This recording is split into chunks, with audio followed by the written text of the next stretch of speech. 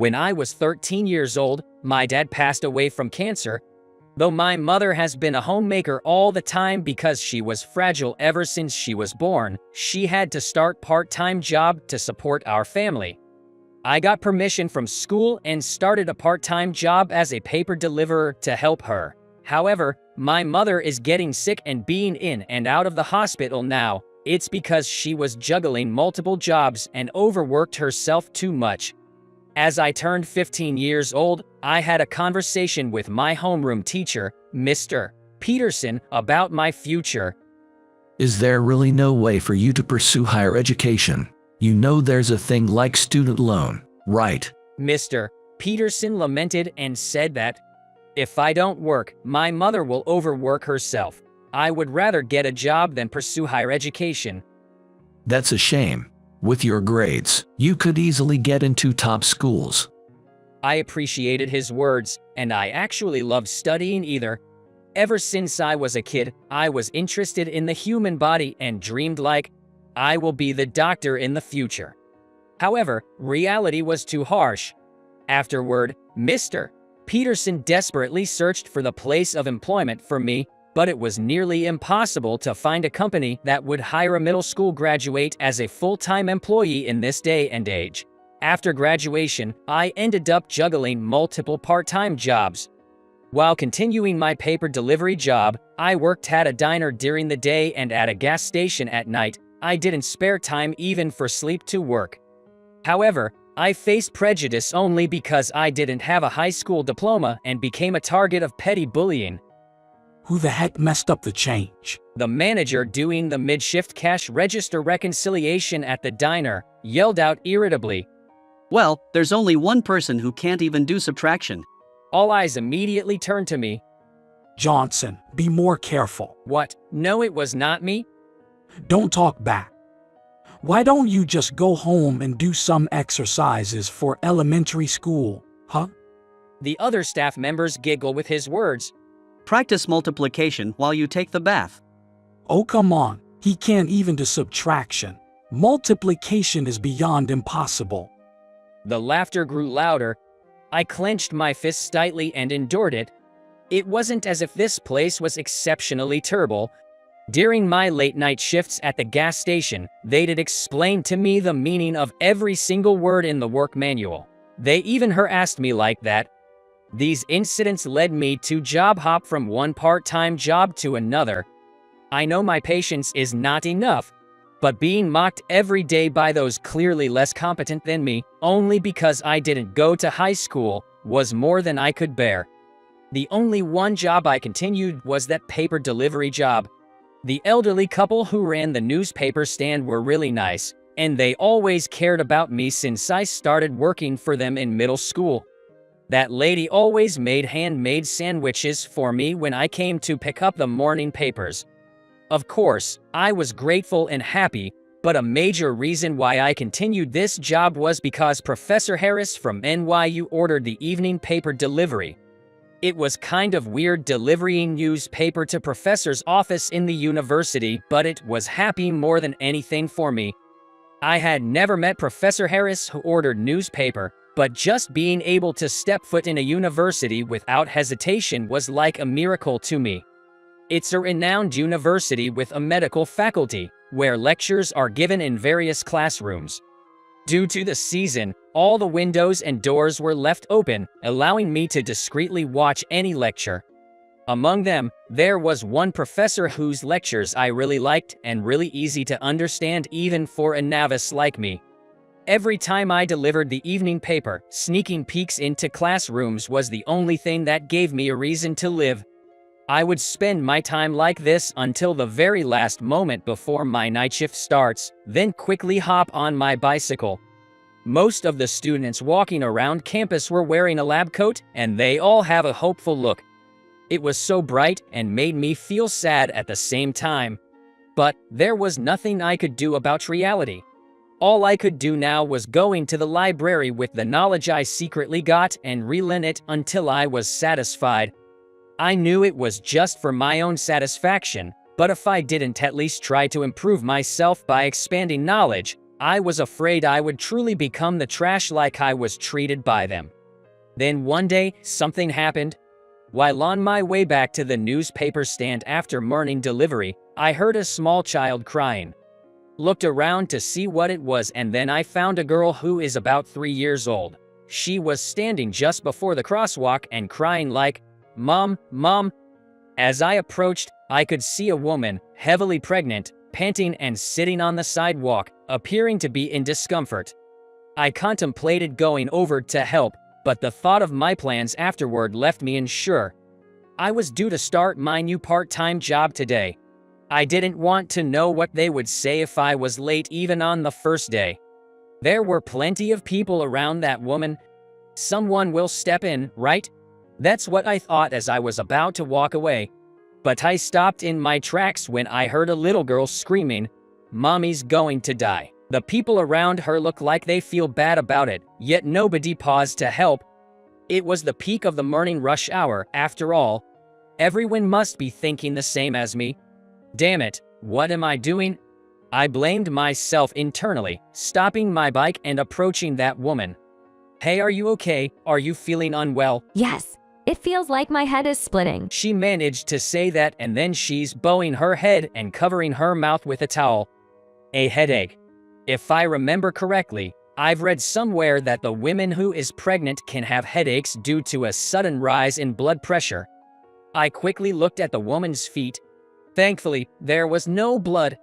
Could you call a taxi for me? A taxi? Yes, I need to go to my regular op/GYN.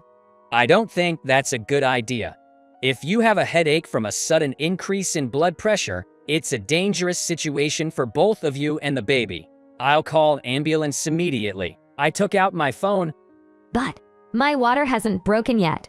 It's not an emergency. Not good to call an ambulance, She said, gasping for breath. The little girl who was crying nearby asked me, "Is Mommy okay?" "Mommy's not going to die, is she?" "It's all right. We're going to see a doctor right away." "Okay, what's your name?" I asked as gently and calmly as I could. Sophie? Sophie Harris. "Okay, Sophie. I'm going to call the ambulance. Can you place this under your mom's bottom?" I told her like that and took off my jacket. The woman started to say something, but I shook my head.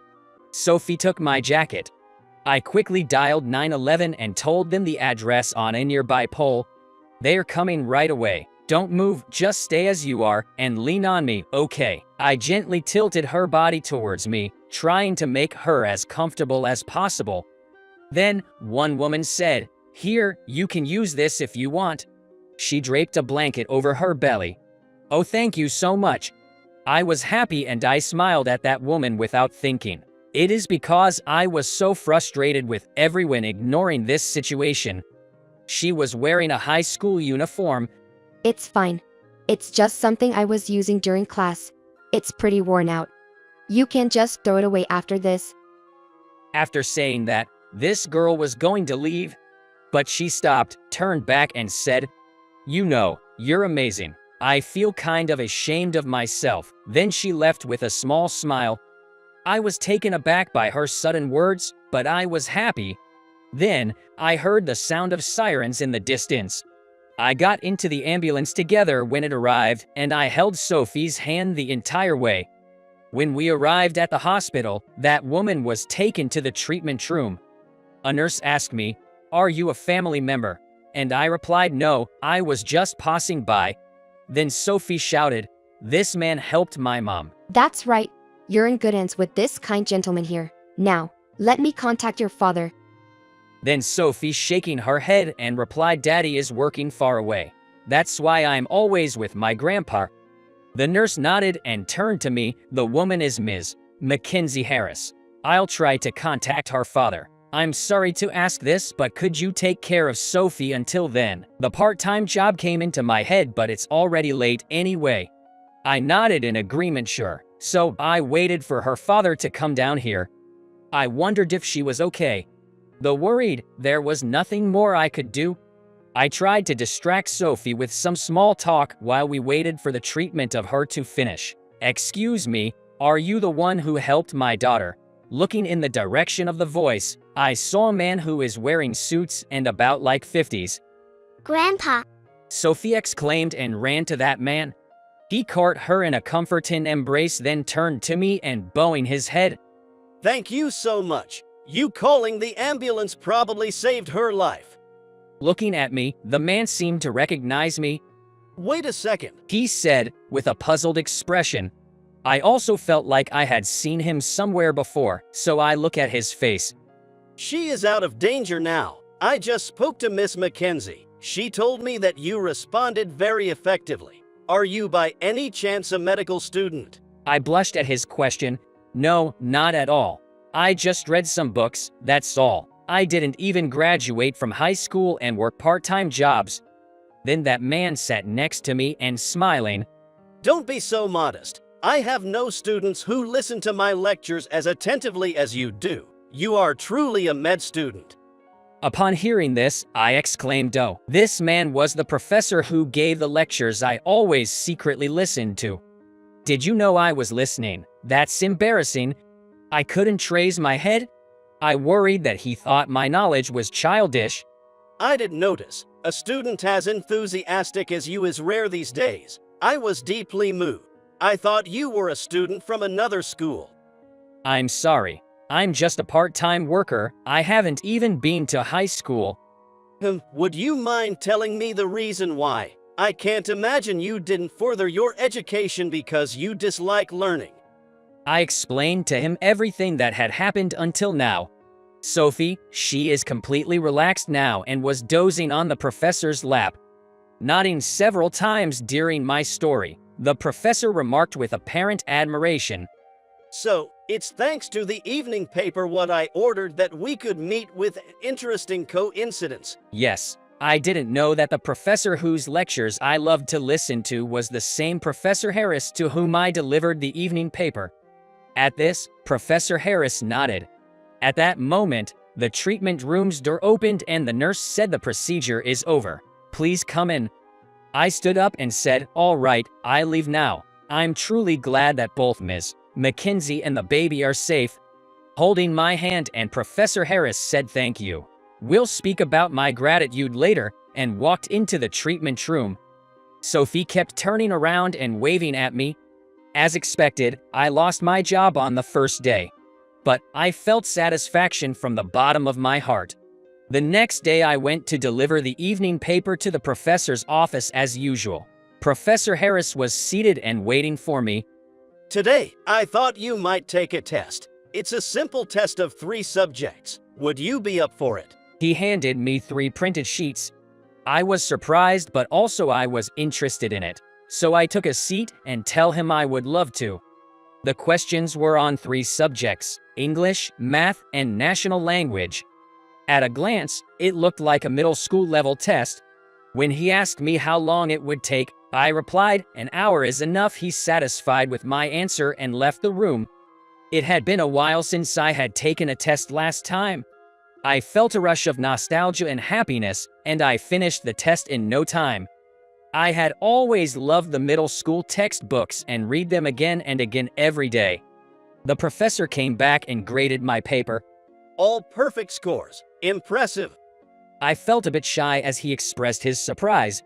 Well, they were just middle school questions. Indeed, they are primarily middle school level, but they are actually part of this year's GED test. GED. Yeah, it might be more familiar if I call it the exam for getting qualification to take university entrance exams. It's the exam for folks who haven't finished high school, but still want to apply for college. Oh, even so, what was this all about? I must have had a wondering look on my face. The professor chuckled heartily. My apologies. I skipped ahead with my explanation, but I needed to know your academic level before I could propose anything. Sorry for testing you without any context. No problem, sir. So, what's the proposal? Yes, Johnson, would you consider working with me, studying for your GED and applying to medical school? Suddenly proposed. I was left speechless. The job is miscellaneous work, but you can read any of the books here and I'll make sure you get access to the university library too. I'll pay you 3 times more what you're making at your current part-time job. So I'd like you to quit and focus on your studies. And of course, I'll be the one teaching you. What do you think about it? Even when asked for my opinion, I was still struggling to understand the situation. Yet, I vaguely understood that an incredible stroke of luck had just knocked on my door. Surely the fact that you saved the lives of my daughter and my infant is a factor. But I was truly moved by your story, John. In this day and age, it's rare to come across a young man with such fervor for learning. I don't want to overlook this joyous encounter. Would you allow me to take you under my wing? There was no dishonesty detected in the professor's passionate speech. Joy slowly filled my entire being, and I was reduced to tears. Are you really okay with this? Absolutely. But be warned, I'm tough, okay? Are you up for it? I'll never forget the warmth of the professor's hand as he patted my back. I'd be honored, I shouted, wiping away the overflowing tears. Afterward, I passed the GED test and enrolled at the NYU where Professor Harris teaches. Incredibly, as the top performer in the test, I was granted a full scholarship under the university's special merit-based program. Thanks to the tutoring job that the professor introduced to me, my life has become stable and I've finally managed to give my mother a much-needed break. It felt dreamlike, given the miraculous sequence of events. Walking around campus in my white coat, I wonder if I'm shining brightly toward the future, just like the students I used to look up to. Hey, Johnson, over here. The one waving and shouting was Kathy, studying in the nursing department. There was one more unbelievable miracle. The high school girl who had lent a blanket to Ms. Mackenzie, inspired by that incident, chose to pursue a career in healthcare, and here we've bumped into each other again. As Kathy and I walk side by side, we discuss the future of healthcare. If you don't give up, opportunities will always come. I too aspire to be someone who can save lives, just like Professor Harris.